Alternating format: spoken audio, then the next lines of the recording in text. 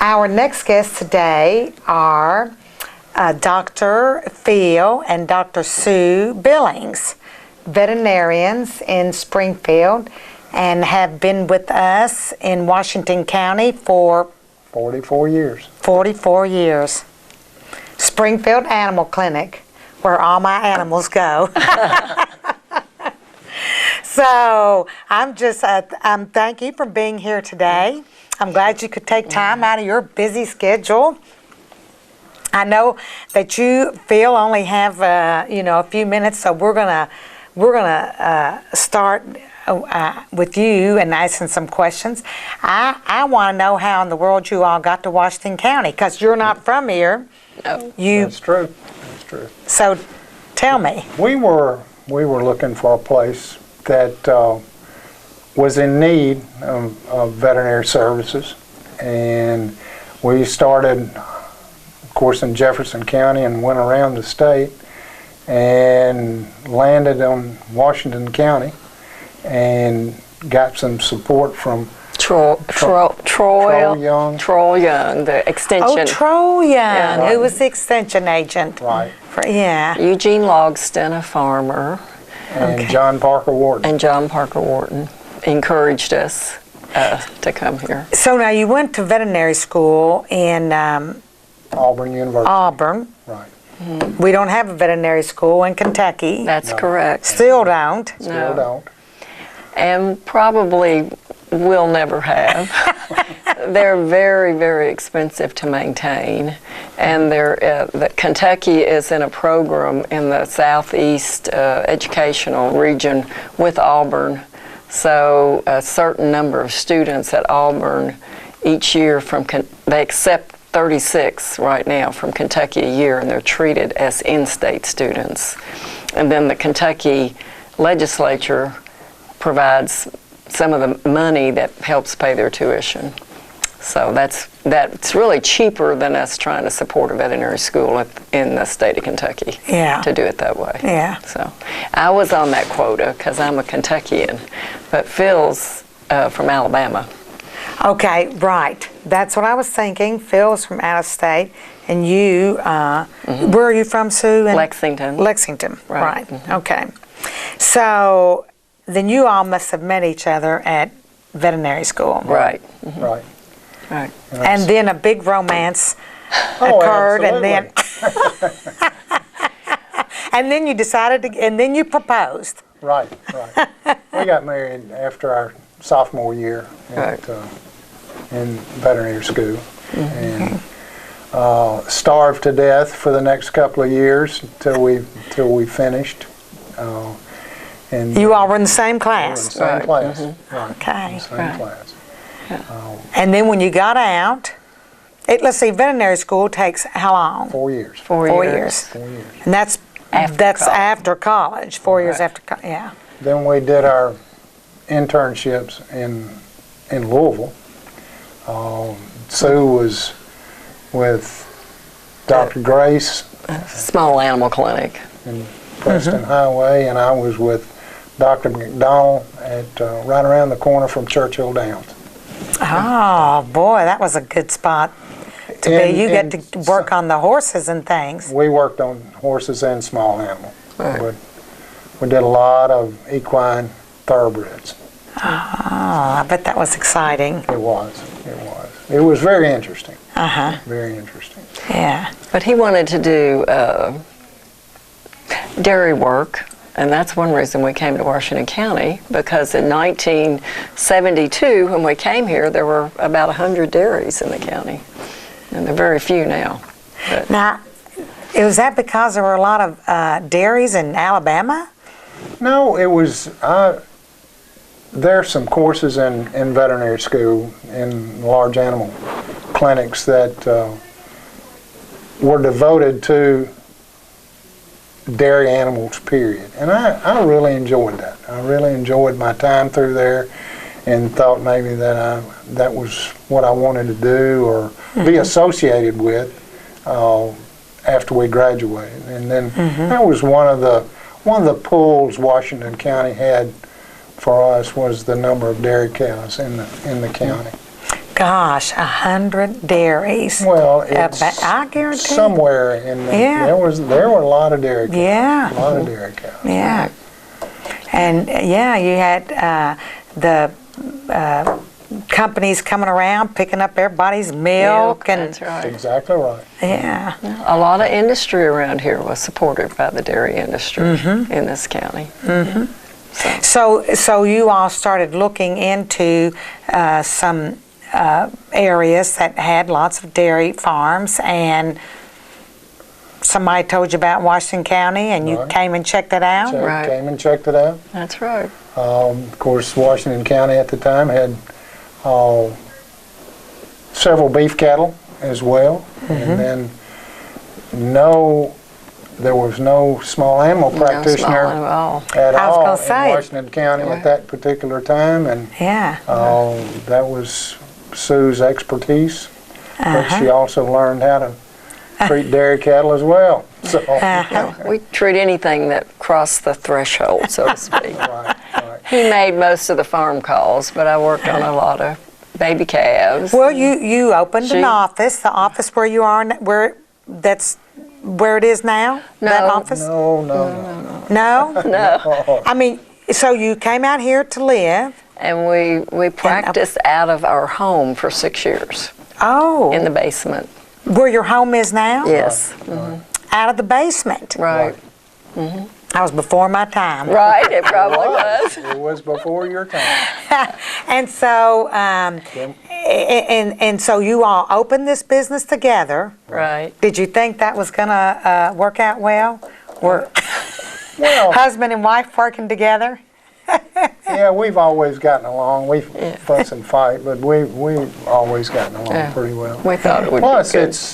it's not, you're not doing large animal work like I was, and she was doing small animal work, plus taking care of the business, plus raising a family, taking care of the kids, taking care of the house. Our duties were separated. Yeah. And he was out on On the farm, calls. so, It was- all the time. It Yeah. was not uncommon for me to leave at 5 o'clock in the morning and not get back in at 7, 8 o'clock at night. Wow. You know, and not see anybody, and have a two-way radio, and that was the way that they got in touch with me and telling me where to go and this, that, and the other. So. Yeah, that was pre-cell phone days So you had a two-way radio. That's pretty neat. in our house. Yeah. We still have a tower right beside the house that we had for the two-way radio. Oh my. But we stayed there 6 years, and then we were up on Mackville Hill across from the Board of Education That's for 10 right. years. Right. I Right? remember. Yeah. Yeah, you remember that? Because place. I was in that office. Right, Yeah. yeah. We kind of refurbished that into a clinic and had a kennel in the little building out back and started boarding animals and bathing animals and doing more small animal work. And stayed there till 80. Hiring staff, I hope. Yes, oh yes, we had some staff. So you couldn't do it all, No, surely. We actually had some staff at the house. Oh. We started with one of our long-term staff. Rose Young worked for us for many years, and she started when we were still at home and Okay. working out of the basement. So, Okay. and then we stayed there till '88 and built the clinic that we're in now. Okay. That's when we moved. So the clinic that's there now has been there since '88. Right, right. Whew, time flies, doesn't it? Yes, know. it does. Ooh. So Phil, you were still out doing the. I mean, I know that both of you were called out many a time. I know you called out to deliver calves or whatever, Exactly. and you Yeah. were called out too. I know Oh, to yeah. deliver puppies and Puppies hit by cars. yeah.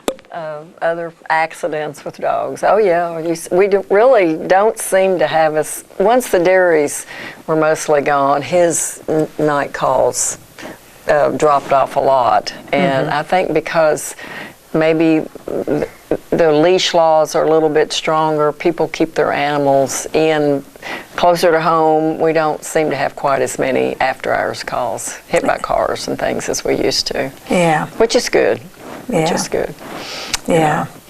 But still, you know, when you're in that kind of business, you never know. That's right. That's true.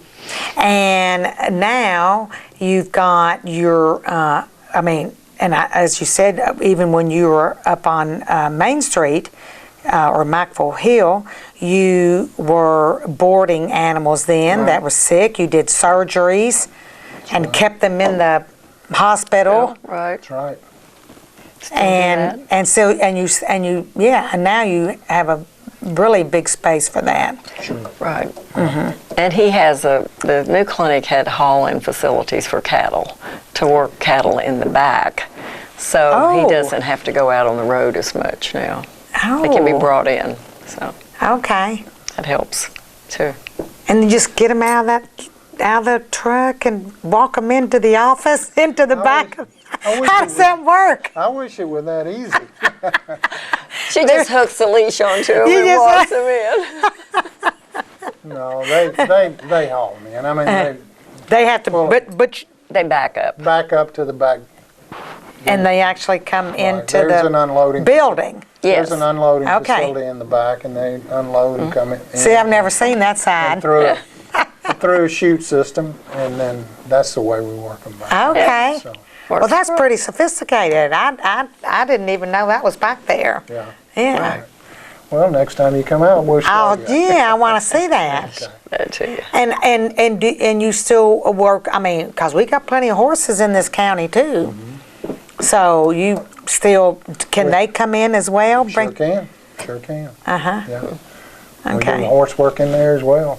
Plus sheep and goats. I mean, there's a surprising number of sheep and goats in this county now. And llamas now. And Oh, llamas yeah. and alpacas. Right. More alpacas than llamas.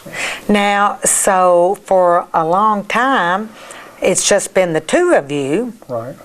And then you brought on, well, Sue, you went to Frankfurt. Right.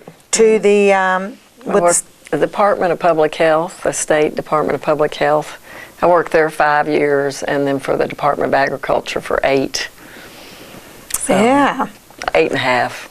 So you commuted back and forth to Frankfurt. I did. And then you hired more staff at the office, that another veterinarian. Right. Right. Right. Mm-hmm. And the veterinarian you have now is who? Dr. Laura Webb.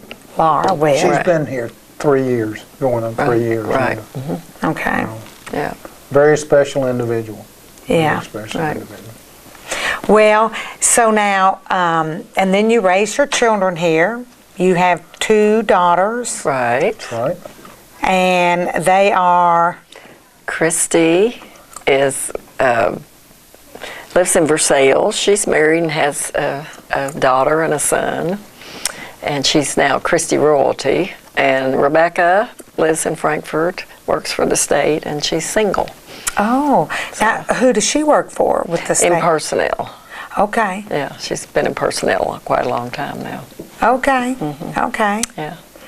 Yeah, it's too bad we couldn't have gotten one of them to be a veterinarian and just come back here and take over the business. Right. Well, that So would've you been all nice. can retire. That would be I've nice. retired. He just says, yeah. You finally did retire. I did retire, yeah. And that was when, Sue? And the end of 2012. Okay. Yeah. Because I know you commuted back and forth for Almost like 14 years. Yeah. Yeah. Yeah. And Phil, you're still going strong. Yes, I am. Yes, I am. Still I'm not real sure I want to retire totally. It's retiring to me would be, I work for all my friends, and if I retired, there's a lot of those people I would never see again, even though you sit back and you say, well, I'll go visit, or I'll do this, or I'll do that. We never do. Be honest with you, we never do. And I don't want to give up those friendships that easily. And plus, as long as I'm able to be productive and my feet hit the floor in the mornings, that's what I want to do. Well, obviously, you have a love for it, both of you. You wouldn't have done it as long as you have. And all I can say is I'm just thankful that you've stayed in Washington County. Well, I don't actually practice veterinary medicine, but I still work for the clinic. Yeah, she does. She still does the business. I do the business side. part, uh-huh. And we really want the clinic to stay open. We want to serve the community because it's difficult to find veterinarians that want to come into small towns because they don't have as much time off and the hours are longer. And we have a great veterinarian here now that she really enjoys it. She's from a small town, and so she likes it. Does she live here? Or She lives in Perryville. Okay, so she is close Yeah, then. she's Right, real she's close. close. Yeah, that's good. Right. So, but you know, we really kind of started from scratch, and it's we have a lot of really very wonderful clients and people we've known over the years and taken care of from start to finish. You know, he's talking about people now, and I'm like, oh, that name sounds familiar. Well, that was because I took care of their parents, and they were kids, and now he's taking care of the adult children and their kids. So. Yeah. Or grandkids. I was going to say, you've gone through at least a couple generations now. Because he's doing a lot of small animal work now, and where he didn't used to. So it's very interesting. Oh yeah, we've gone through quite a few generations. And you know everyone, of course, in the county. It's like, I mean, it's home to you. Oh yeah. Oh yeah. It's been your home now a long time. Longer than any other place we've lived. Yeah. And, you know, I'm just glad that, you know, we've had you here. And like you say, that, you know, Dr. Laura Webb Right. is going to remain here. We hope. And you've got a big, well, we hope. Oh. And you've got a big staff there too at the office. Sure. I mean, you know, through the years you've had to hire more people because you're, you know, you do grooming and A little bit, and I don't know what all you do. What all? Medicine and surgery mainly. Uh-huh. And we do some, you said grooming, we don't really do grooming, it's more of Courtesy baths. courtesy baths and shears to treat insects, fleas and ticks and skin diseases and things like that. So. I don't think we do as much as we used We to don't do because as much we as have we used to. more surgery and more medicine. We just don't have the we just time don't to have do it. time. Right. Right. And so, you know. And I know, you know, you've got somebody, covering the phone and the office stuff, and then you've got, you know. Yeah, we have a couple of full-time veterinary technicians, assistants, and part-time receptionists, and then part-time younger girls who come in, do the kennel work on the weekends. Because, you know, the animals have to be taken care of every day. Right. Rain or shine, holiday or not. Right, So, right. you know, you have to have people that are willing to come in and do that on Christmas and New Year's. I used to do all that, and our children grew up having to do that on Yeah. And that may be the reason they didn't want to come back. Well, you know, it's a demanding occupation. I mean, there's just, you know, Right. no doubt about it. It's a demanding occupation. I know myself, I've called you out in the middle of the night. I mean, I just can't even count the number of times. I mean, so yeah, I mean, you've had to be here. You couldn't take a long vacation in the summer when the calves are getting ready to be born and you know, all of those things. I mean, I guarantee you. So you've given a lot of yourselves to this community. We've enjoyed And it, though. I just want to tell you how much I appreciate it. Sure thing. But Washington County's been really good to us. Very too. good to us. Yeah. You know, Springfield and Washington County has been very good to us. I mean, it's interesting. It's very nearly the same population size as it was when we started in 1972, but the makeup's different. You know, they're more actually family units now because the families are smaller than they used to be. And, you know, That's right, the yeah. dairies aren't here anymore, but there are a lot more people with companion animals and that want to take care of them. So it's been very good to us and allowed us to stay. And you know. Well, give me an home. example of. I mean, give me. You know, you've got you got to tell me a couple of interesting stories now. I know there's been some wild things that have happened over the years. So you got to give me an interesting story. Okay, well, we always tell people around the holidays, don't feed the turkey or the ham scraps to the cats and the dogs because they'll get sick on them. And one year we had this cat brought in after Thanksgiving, and it was vomiting and not feeling well and a little bloated. And I said, well, did it get a hold of anything? I don't think so. I said, what about the turkey? Did you get the skin or any of the stuff you cut off? No, I don't think so. We set the turkey carcass on the basement steps, and we don't think the cat can get a hold of it. So we're getting ready. I don't think we'd actually even taken an x-ray yet. And I'm in the office taking a phone call or something, and one of the girls comes in. She said, Dr. Sue, there's something coming out of this cat. You need to come look at this.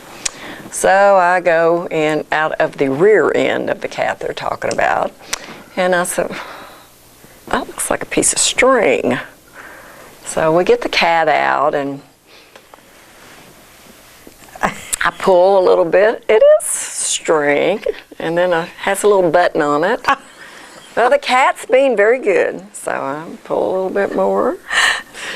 Well, I got it out. It was the turkey lifter, the little string turkey lifter. This cat had managed, fortunately, to pass it all the way through into the large intestine and didn't get anything tangled up in there. That's amazing. And we didn't have to do surgery on the cat, and so they said, well, what do you want to do with this? I said, wash it off and put it in a baggie because I want them to see this. They will not believe me if they don't see this, that I took this out of the cat. So that's one of my funnest stories to tell because it was inexpensive for the owner. We didn't have to do surgery, and the cat did fine. Oh, wow. And she still works here in town, so she might recognize that story. Oh, gosh. Well, needless to say, I wish I had known about the not feeding the turkey and the fat. all the, Yeah. So nobody ever told me that story.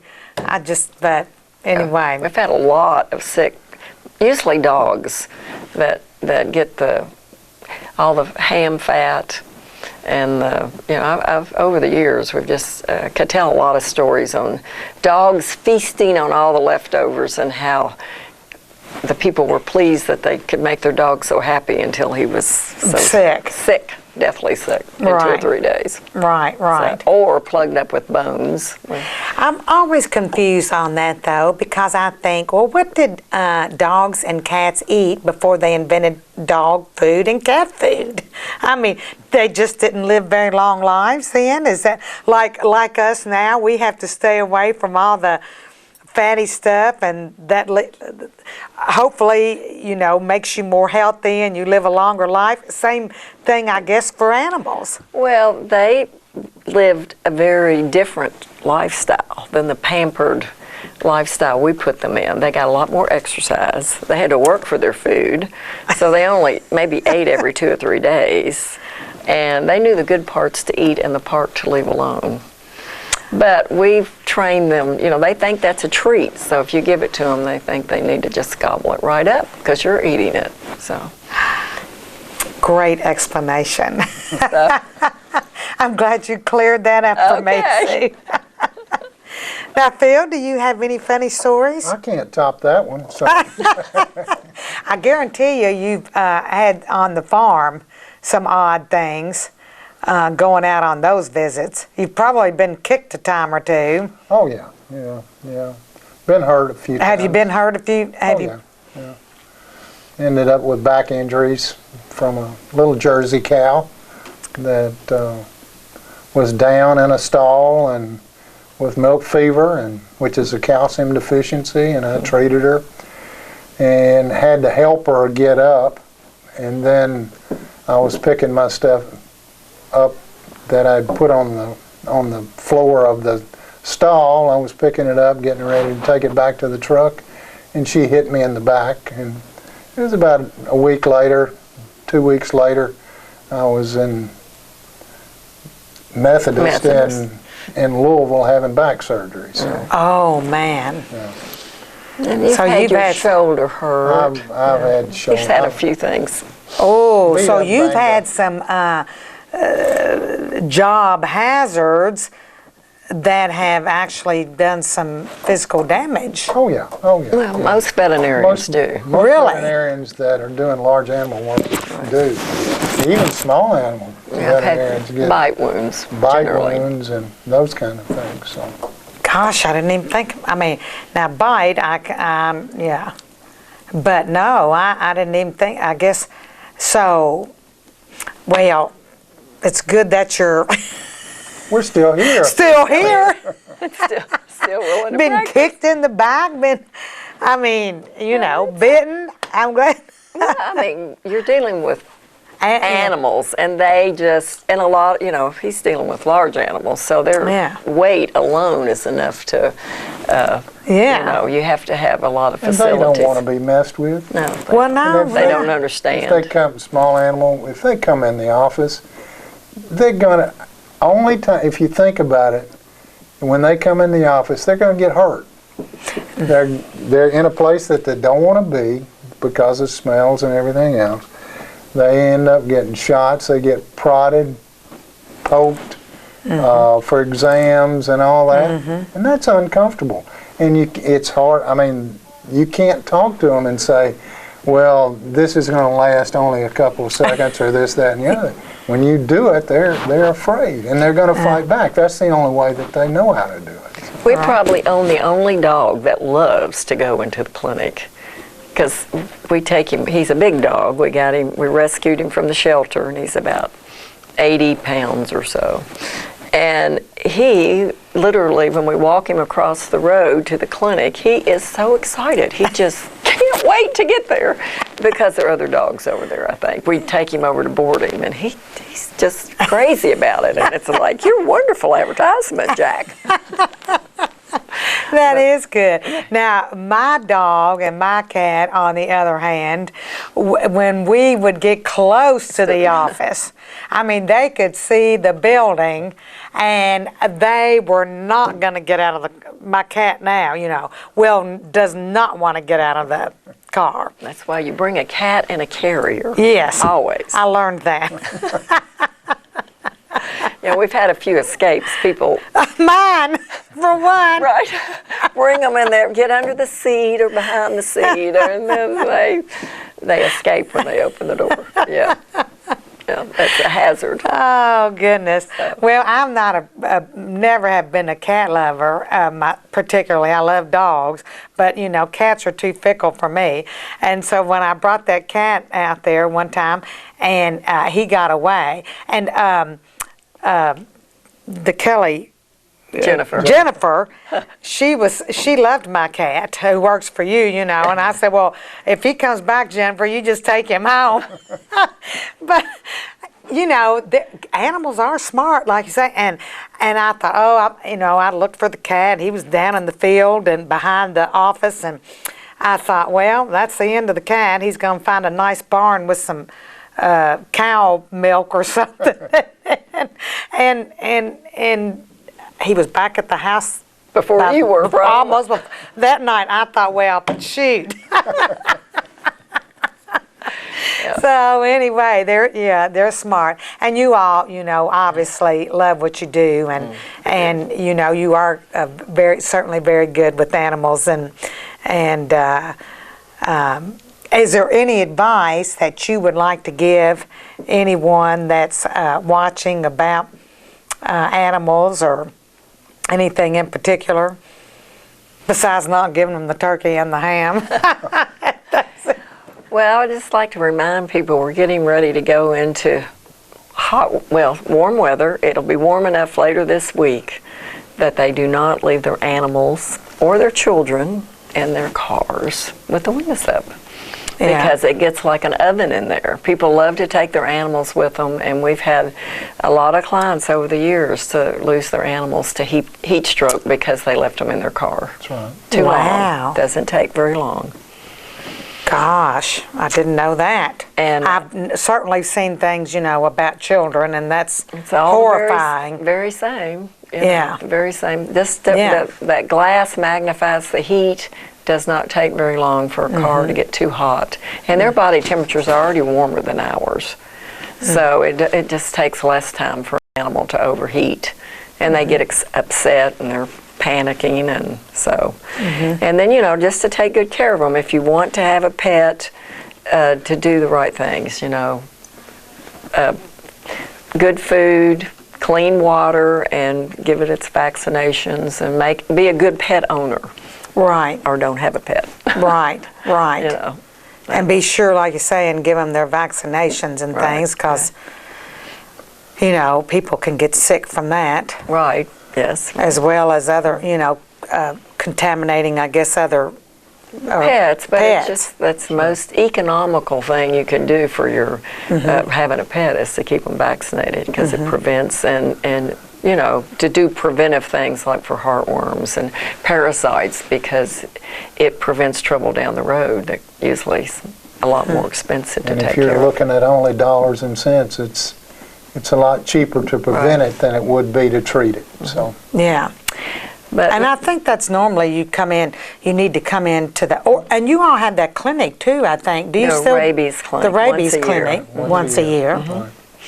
But, pets, dogs and cats primarily, but other pets, provide something for humans that really humans can't provide. They trust and love their owners and children. They fill a wonderful niche in our lives that I think people need. When we can remember when our girls were upset, something didn't go well at school, or the boyfriend or the good friend or the whatever, they would go home and close the bedroom door and be in there with their cat or the dog, and that's who they talk to. Yeah. And that cat That's or very dog, true. That was always dependable. We have a lot of clients that are older. Maybe they've lost their spouse, or illness in the family or whatever. Their pet becomes very much a part of them. And it's the reason for getting up someday. That's right. Right. Yeah. That's right. Gives them a purpose. Right. Sure. And keeps them active, and they walk it, and yeah, they have important. something they have to take care of. Right. And so that's very true. Yeah, and provides them the companionship. Right. That's the most important thing. And everybody needs that. Yeah. You don't need to be alone. Yeah. Yeah, that's true. Red Cross has a program now. I'm looking into that. They train these animals and dogs, and they take them around to nursing homes and children's homes, and I'm not that familiar with it yet, but it was something I've just learned about recently that I said that would be a great program to have here. Right. Maybe y'all can help me with that. I'll let you know. So, well, I want to thank you for being on here today. And now, Sue, you'll have hopefully a little time to spend with you, because you've got grandchildren, 2, you said? 2. So you'll have a little time now for them, and maybe Phil won't have to work as hard with that other veterinarian in there, and spend a little more leisurely time. And I know you have an appointment today, so I just want to thank you all for being on here, and tell you how important I think you are to our community. And I'm glad that things are continuing to go well, and I know that business, I know you're busy with work all the time. So thanks so much for everything you do. Sure. Thank you. And thank you for having us. Right. Well, I'm just delighted. Thank you. And we thank Washington County Thank Washington County. Absolutely. for being, and the surrounding counties, actually. So, Yeah. but primarily Washington. Yeah.